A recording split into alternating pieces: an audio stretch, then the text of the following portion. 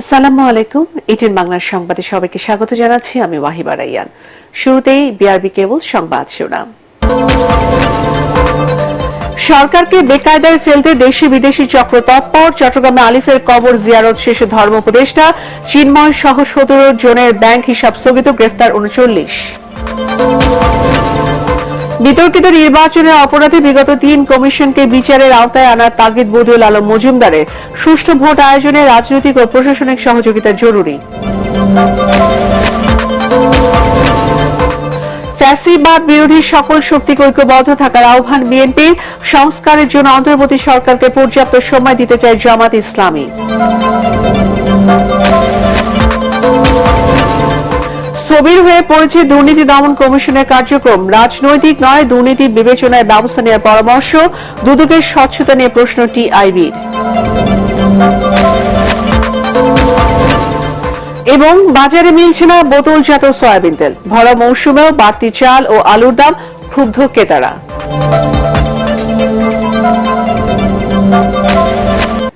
শুনছিলেন সংবাদ শিরোনাম, এখন বিস্তারিত।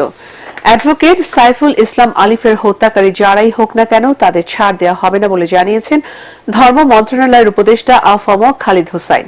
চট্টগ্রামে লোহাগড়ার কবর জিয়ারত শেষে সাংবাদিকদের প্রশ্নের জবাবে তিনি একথা বলেন। এই সময় অপরাধীদের শনাক্ত করে দৃষ্টান্তমূলক শাস্তি নিশ্চিত করা হবে বলে জানিয়ে গুজব থেকে সবাইকে সজাগ থাকার আহ্বান জানান তিনি। ধর্ম উপদেষ্টা বলেন, বর্তমান সরকারকে বেকায়দায় ফেলার জন্য দেশি বিদেশি গোষ্ঠী তৎপর। পরে নিহত সাইফুল ইসলামের পরিবারের সদস্যদের হাতে আর্থিক সহায়তার চেক তুলে দেন ধর্ম উপদেষ্টা।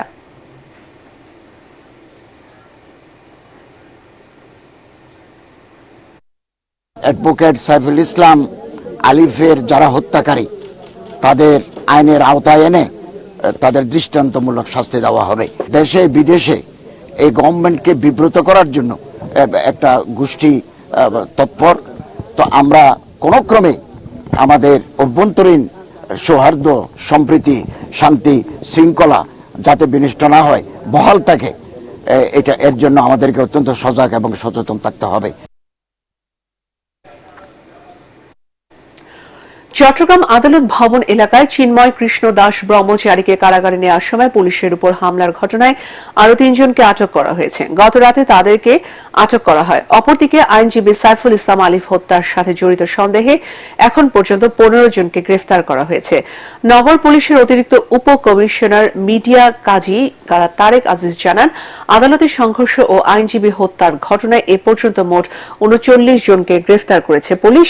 এর মধ্যে 15 জনকে আইনজীবী সাইফুল ইসলাম আলিফ হত্যার ঘটনায় শনাক্ত করা হয়েছে।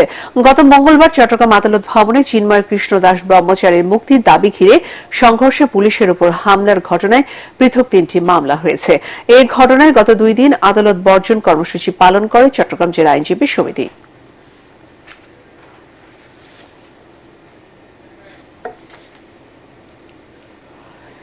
বাংলাদেশ সমৃদ্ধ সনাতনী জাগরণ জোটের মুখপাত্র চিন্ময় কৃষ্ণ দাস সহ ইসকনের সঙ্গে সংশ্লিষ্ট 17 জনের ব্যাংক অ্যাকাউন্ট 30 দিনের জন্য স্থগিত করেছে কেন্দ্রীয় ব্যাংকের আর্থিক গোয়েন্দা বিভাগ, Bangladesh financial intelligence unit BFIU।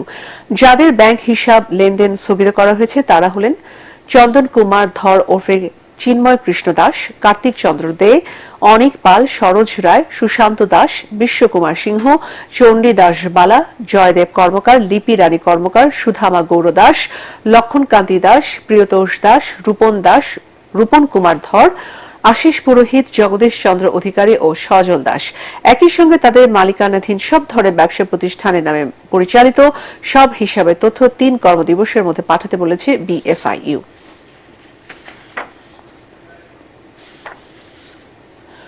বিতর্কিত নির্বাচন করার অপরাধে বিগত 3 নির্বাচন কমিশনকে বিচারের আওতায় আনার তাগিদ দিয়েছে নির্বাচন ব্যবস্থা সংস্কার কমিশনের প্রধান ড বদিউল আলম মজুমদার।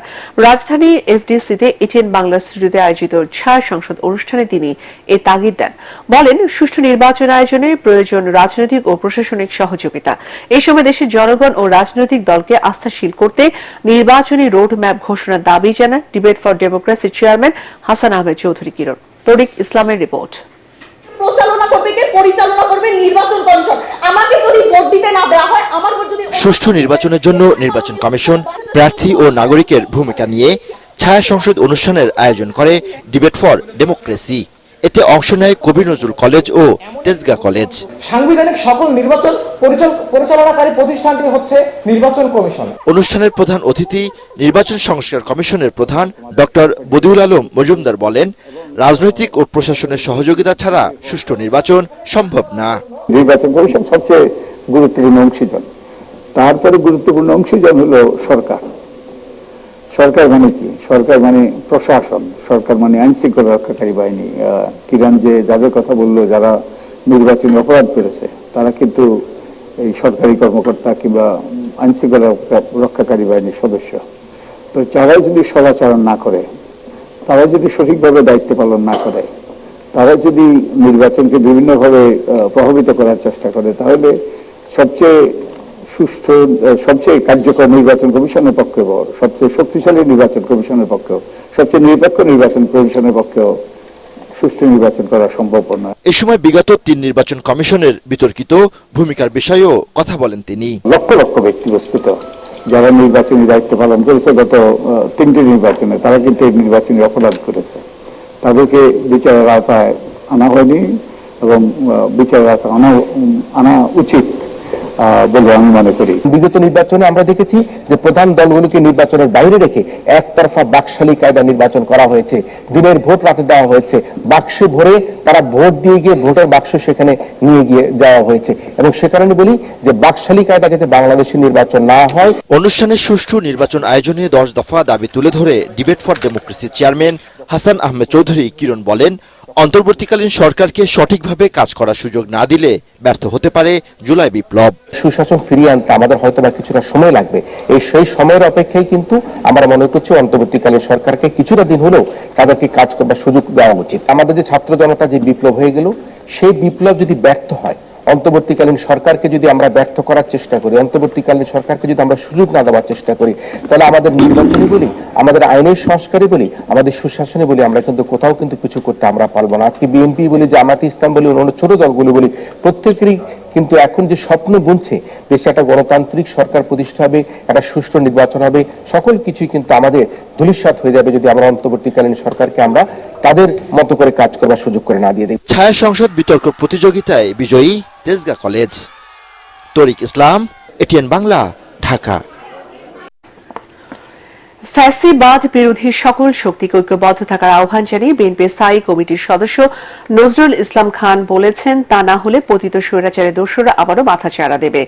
জাতীয় প্রেস ক্লাবে খেলাফত আন্দোলনের প্রতিষ্ঠা বার্ষিকী উপলক্ষে আলোচনা সভায় তিনি একথা বলেন। নজরুল ইসলাম খান বলেন, যাদের রক্তের বিনিময়ে ফ্যাসিবাদ সরকার পতন হয়েছে তাদের সাথে বেইমানি করা যাবে না। তিনি অভিযোগ করেন, নানামুখী দাবি আদায়ের আন্দোলন যৌক্তিক হলেও স্বাভাবিক না, এর পেছনে পরাজিত ফ্যাসিস্ট দলের ইন্ধন রয়েছে বলে জানান তিনি।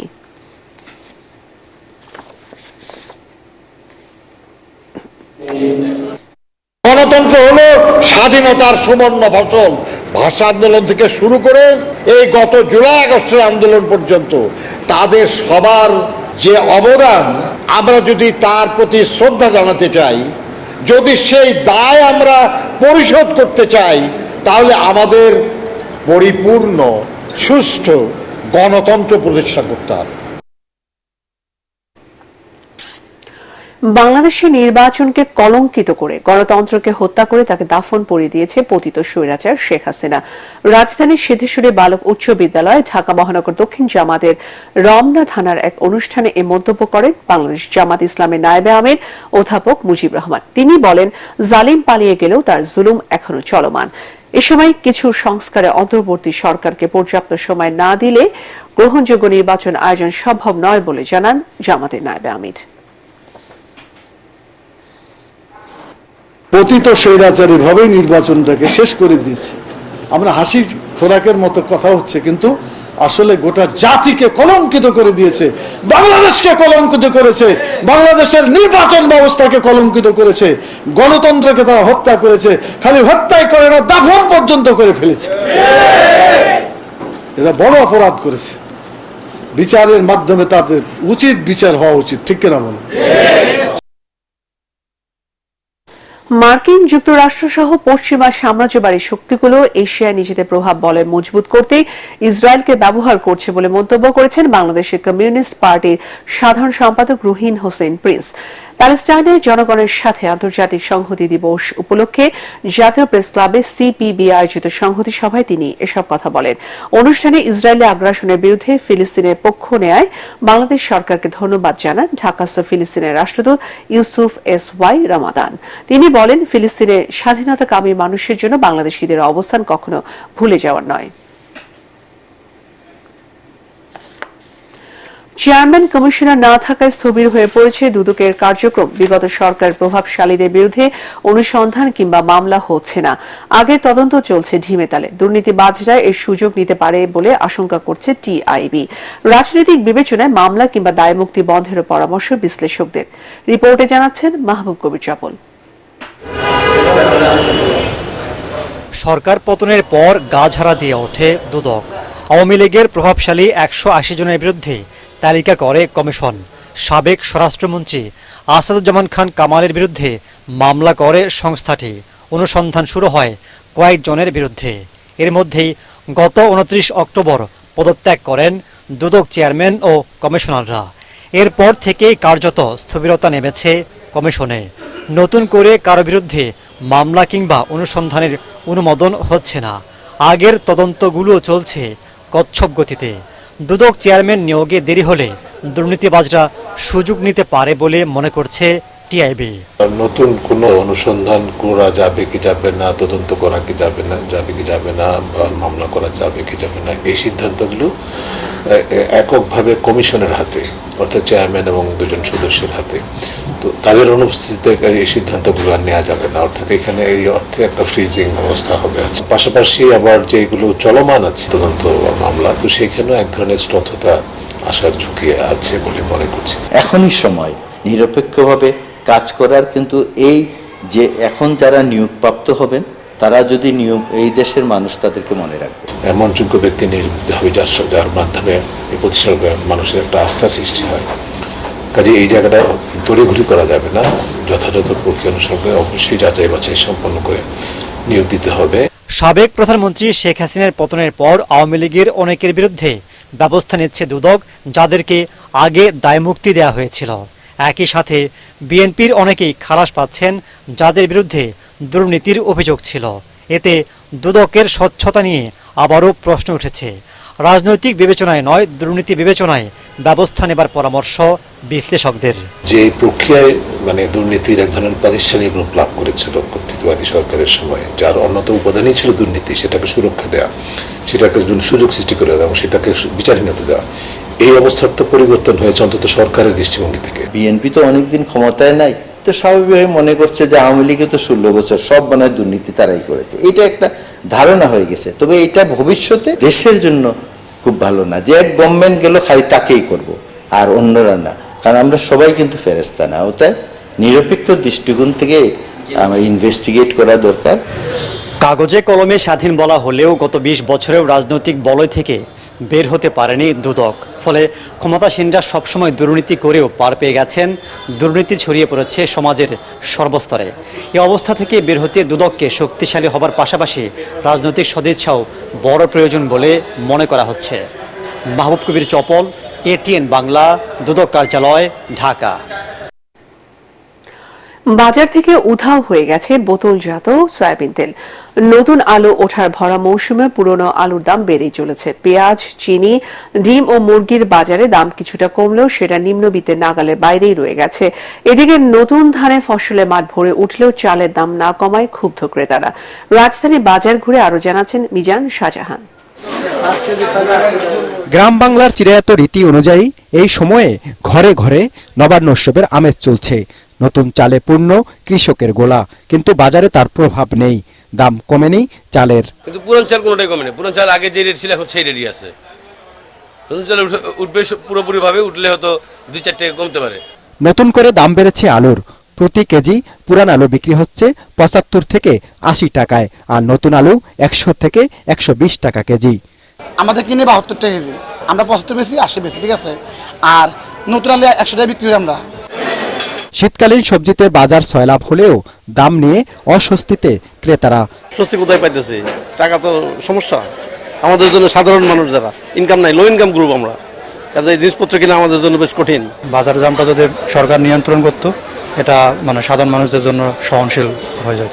চিনির দাম কেজিতে 10 টাকা কমে বিক্রি হচ্ছে 130 টাকায়। ভোক্তারা বলছেন, বাজারে লাগাম টেনে ধরতে না পারলে নিম্ন আয়ের মানুষের সংসার চালানো আরো কঠিন হয়ে পড়বে।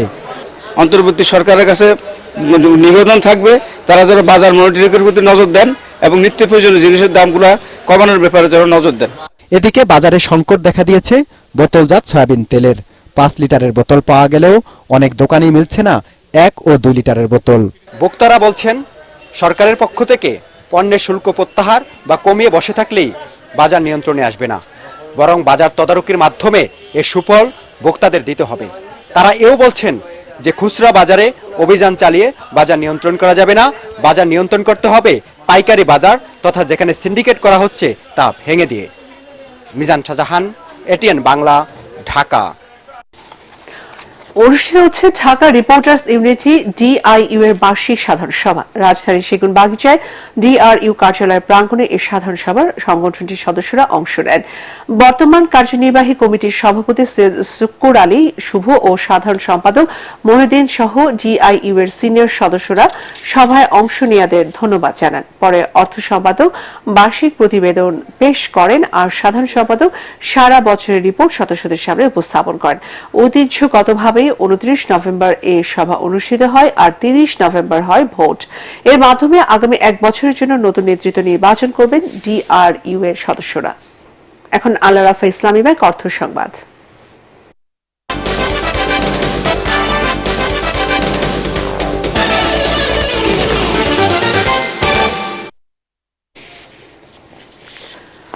সর্বাধুনিক প্রযুক্তি ব্যবহারে বিশ্বখ্যাত প্রতিষ্ঠান এসএসসি কম্পিউটার তৈরি করেছে দেশীয় ইলেকট্রনিক্স ব্র্যান্ড ওয়ালটন ডিজিটেক। রাজধানী একটি হোটেলে জমকালো আয়োজনে এসএসসি ব্র্যান্ডের কম্পিউটার উদ্বোধন করেন ওয়ালটন ডিজিটেক ইন্ডাস্ট্রিজ লিমিটেডের চেয়ারম্যান এস রেজাউল আলম। এ সময় দেশের প্রতিটি ঘরে বিশ্বমানের ইলেকট্রনিক্স পণ্য পৌঁছে দেওয়ার কথা বলেন তিনি। রিপোর্ট করছেন ঐশী গোস্বামী প্রমা। জমকালো আয়োজনে অনুষ্ঠিত হল এসএসসি কম্পিউটার লঞ্চিং গালা নাইট।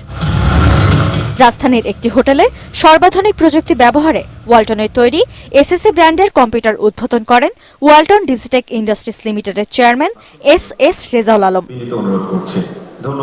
এসএসসি ব্র্যান্ডের ল্যাপটপ এবং ডেস্কটপগুলোতে ব্যবহৃত হয়েছে বিশ্বখ্যাত চিপস নির্মাতা প্রতিষ্ঠান ইন্টেলের 13 এবং 14 জেনারেশন এআই আল্ট্রা চিপসেট সমৃদ্ধ core i3, core i5, core i7 processor. এ সময় উন্নত বিশ্বের সাথে পাল্লা দিয়ে সর্বাধুনিক পণ্য তৈরির লক্ষ্যে ওয়ালটন কাজ করছে বলে জানান ওয়ালটন ডিজিটেকের সহকারী পরিচালক ও তথ্য প্রযুক্তি বিভাগের প্রধান লিয়াকত আলী। আপনাদের উৎসাহে প্রচেষ্টা চালিয়ে যাচ্ছি। শুধু তাই নয়, ইন্ডাস্ট্রি লিমিটেডের পণ্য মেড ইন বাংলাদেশ থেকে নিয়ে বিশ্বব্যাপী পৌঁছে দেওয়ার সুযোগ পাচ্ছে। দেশে কর্মসংস্থান সৃষ্টি ও অর্থনৈতিক উন্নয়নের কথা ভেবেই ওয়ালটন যাত্রা শুরু করেছে বলে জানান ওয়ালটন ডিজিটেক ইন্ডাস্ট্রিজ লিমিটেডের চেয়ারম্যান এস রেজাউল আলম। এই সময় দেশে বিশ্বমানের পণ্য উৎপাদনের অঙ্গীকার ব্যক্ত করেন তিনি। যদি আমরা চিন্তা করি যে আমরা ডাক্তার বানাবো কাউকে, ক্লাস 6 থেকে যদি সে ল্যাবে থাকে, মেডিকেল ল্যাবে ইন্টারমিডিয়েট পর্যন্ত সে ফুল ডাক্তার, কোনো প্রয়োজন নাই তাকে আরো হায়ার ডিগ্রি নিতে পারে, বাট সে তখন থেকেই ডাক্তার। আমাদের তাগিদ ছিল যে এই দেশের মেহনতি মানুষদেরকে আমরা কিভাবে কর্মসংস্থান সৃষ্টি করে দিতে পারি, সেই থেকে আজকের এই ওয়ালটন আপনাদের সামনে। অনুষ্ঠানে ওয়ালটন হাইটেকের পরিচালক তাহমিনা আফরোজ তান্না, তথ্য ও যোগাযোগ প্রযুক্তি মন্ত্রণালয়ের সচিব শেষ হায়দার চৌধুরী অন্যান্যের মধ্যে উপস্থিত ছিলেন। ঐশী গোস্বামী প্রমা, এটিএন বাংলা, ঢাকা। সাভারে শুরু হয়েছে 2 দিন ব্যাপী জব ফেয়ার। 2,500-এর বেশি মানুষকে কর্মসংস্থানের সুযোগ দিতে 250 প্রতিষ্ঠান অংশ নিয়েছে এবারের মেলায়।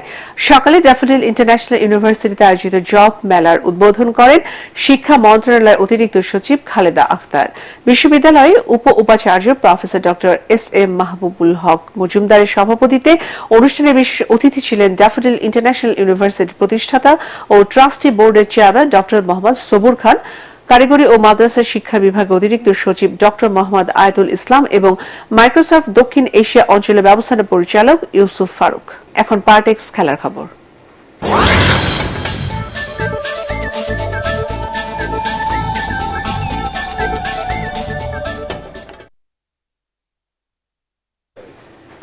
সাভারে তৃতীয় দিনের মতো চলছে ইস্পাহানি প্রথম আলো আন্তঃ বিশ্ববিদ্যালয় ফুটবল প্রতিযোগিতা। উপজেলার বিরুলিয়া ইউনিয়নের দত্তপাড়া এলাকায় ড্যাফোডিল ইন্টারন্যাশনাল ইউনিভার্সিটির মাঠে এ খেলা অনুষ্ঠিত হচ্ছে।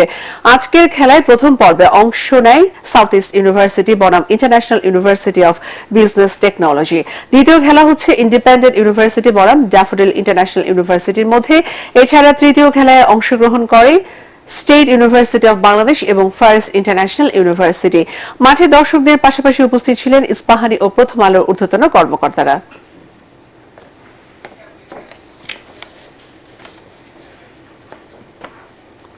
শেষ করার আগে সংবাদ শিরোনাম আরো একবার।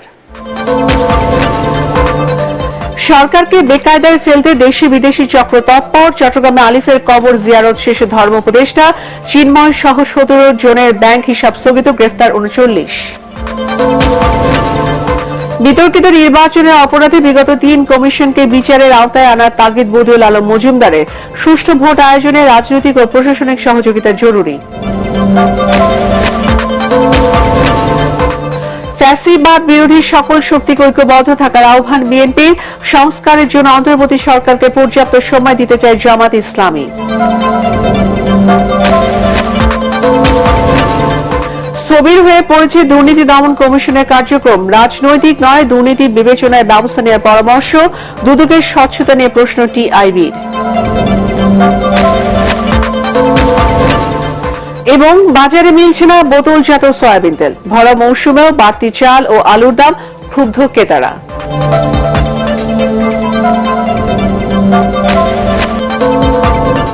পরবর্তী সংবাদ দেখার আমন্ত্রণ জানিয়ে এখনকার মতো শেষ করছি। এটিএন বাংলার সংবাদ ইউটিউবে দেখতে ব্রাউজ করুন youtube/18 বাংলা নিউজ। ধন্যবাদ।